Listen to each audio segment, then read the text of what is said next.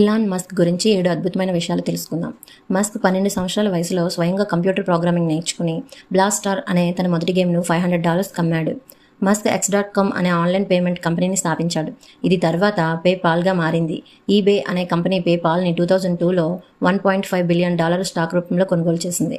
Musk 2002లో space ఎక్స్ను స్థాపించాడు. అంతరిక్ష రవాణా ఖర్చులను తగ్గించడం మరియు మార్స్కు వలసలను ప్రారంభించడం లక్ష్యంగా పెట్టుకున్నాడు. అతను 2004లో టెస్లా మోటార్స్కు చైర్మన్గా చేరి 2008లో CEO అయ్యాడు. టెస్లా ఎలక్ట్రిక్ వాహనాలు మరియు రెన్యూబుల్ ఎనర్జీ రంగాలలో ముందంజలో ఉంది. మస్క్ 2006లో సోలార్ సిటీని స్థాపించాడు. ఇది సౌరశక్తి సేవలపై దృష్టి పెట్టింది. ఇది తర్వాత టెస్లా చేత కొనుగోలు చేయబడింది.